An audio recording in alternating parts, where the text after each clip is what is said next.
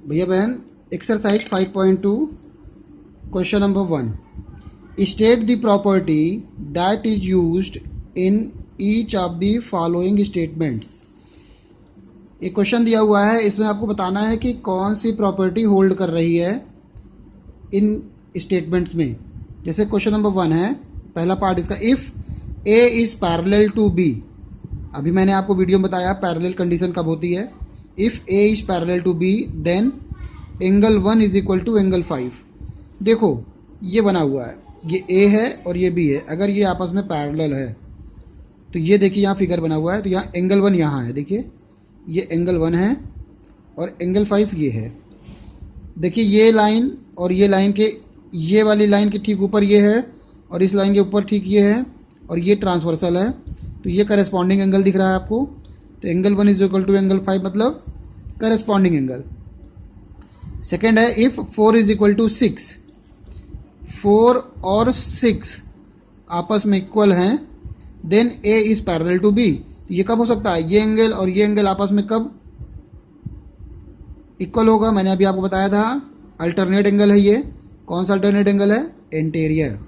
तो ये हो गया इंटीरियर अल्टरनेट एंगल। फिर third one is, if angle 4 plus angle 5 is equal to 180 degree then A is parallel to B. देखिए मैंने लास्ट में आपको बताया था प्रॉपर्टी, ये एंगल और ये एंगल आपस में क्या करते हैं, इनका सम 180 होता है जब दो रे पैरेलल होती है। और ये कब होता है? जब ये ट्रांसवर्सल के सेम साइड में हो, तब ये सप्लीमेंट्री फॉर्म करता है। तो देखिए यहाँ लिखा हुआ है, interior angle on the same side of the transversal form supplementary angle. ये इंटीरियर एंगल ये भी है, सेम साइड ऑफ ट्रांसवर्सल है, तो इसका सम जो होगा वो 180 डिग्री होगा।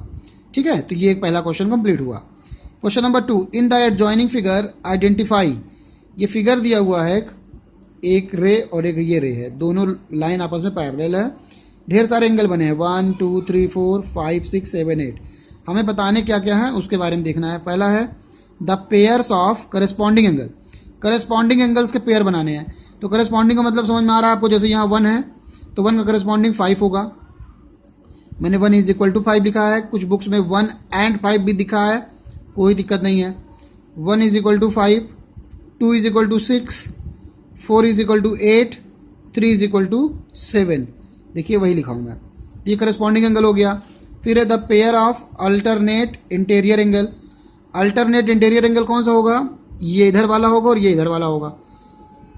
3 is equal to 5, 2 is equal to 8। Okay. Third one is the pairs of interior angles on the same side of transversal. Interior angle का वो पेयर बनाना है जो ट्रांसवर्सल के सेम साइड है। तो ट्रांसवर्सल ये है, तो सेम साइड में ये है, 3 is equal to 8, 2 is equal to 5। ठीक है, 3 इज इक्वल टू 8 या angle 3 plus angle 8 is equal to 180 degree, angle 2 plus angle 5 is equal to 180 degree. उसमें ये बताना है आपको। देखिए angle 3 is equal to angle 8, angle 2 is equal to angle 5। Next one is the vertically opposite angle. तो भैया बहनों आपको वर्टिकल अपोजिट तो समझ में आ ही रहा है। 4 is equal to 2, 1 is equal to 3, 8 is equal to 6, 5 is equal to 7। तो ये हो गया आपका क्वेश्चन नंबर 2।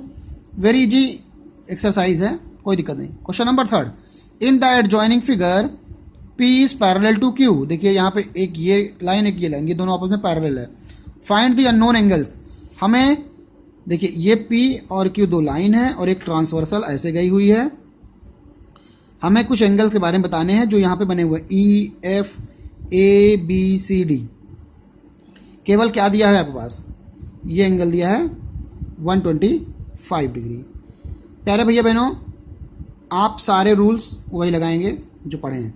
ये देखिए ये लाइन स्ट्रेट लाइन है, तो अगर स्ट्रेट लाइन है तो यहाँ से लेकर यहाँ तक ये पूरा ये 180 डिग्री होना चाहिए। स्ट्रेट लाइन है तो लीनियर पेयर बनाना चाहिए।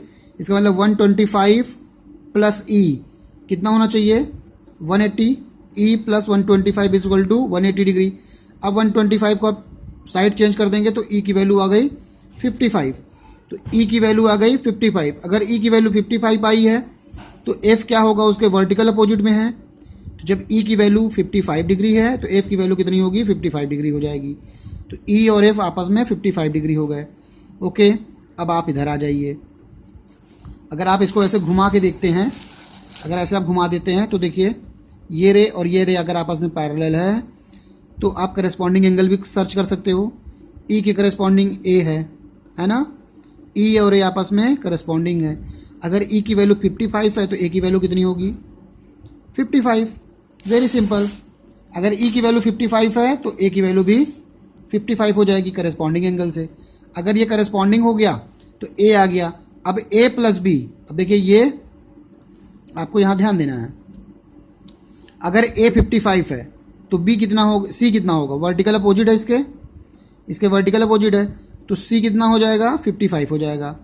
अब सी 55 हो गया तो सी प्लस डी 180 डिग्री है, ये देखिए ये सी प्लस डी 180 डिग्री है।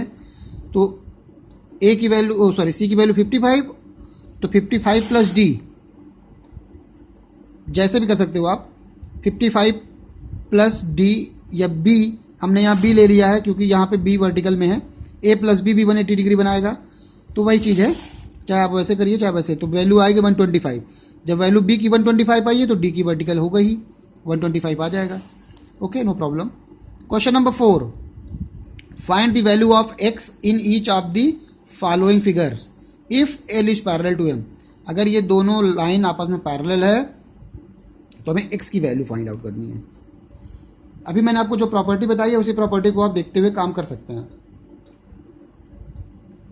देखो बच्चों, ये 110 है, ओके, तो ये वर्टिकल अपोजिट है तो ये कितना होगा 110,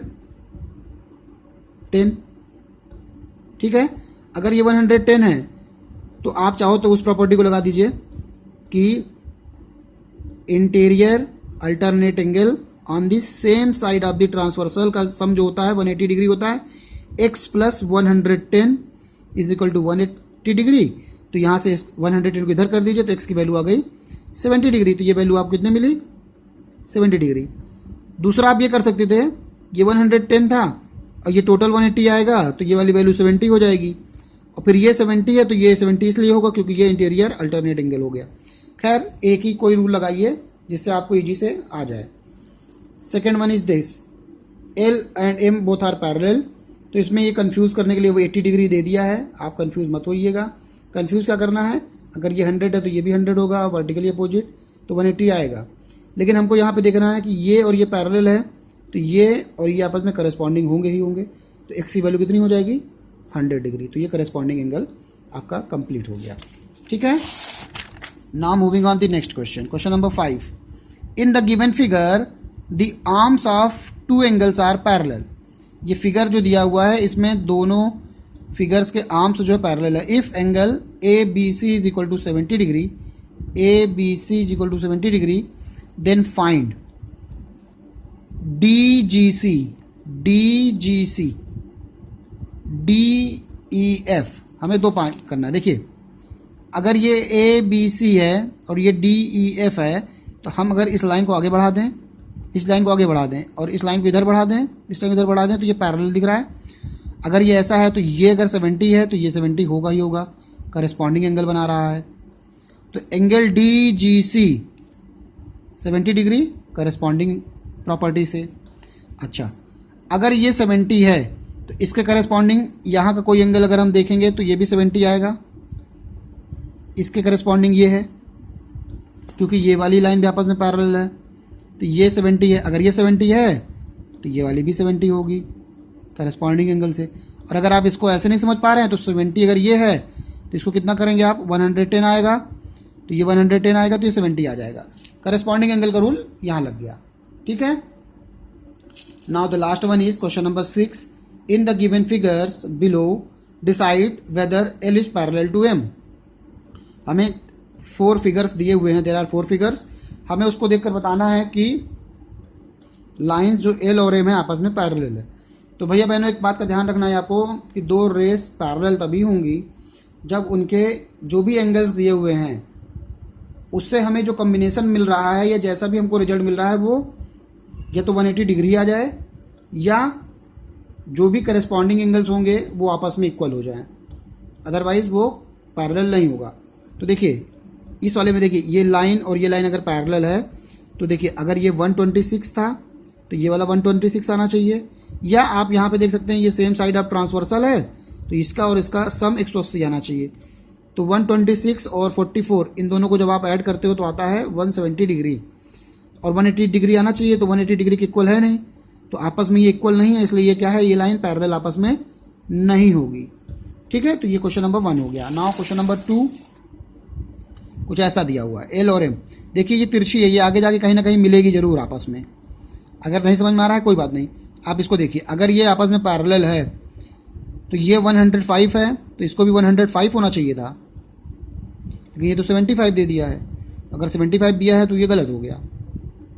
ठीक है, तो ये करस्पॉन्डिंग एंगल आपस में मैच नहीं कर रहा, इसलिए ये लाइन पैरेलल नहीं होगी।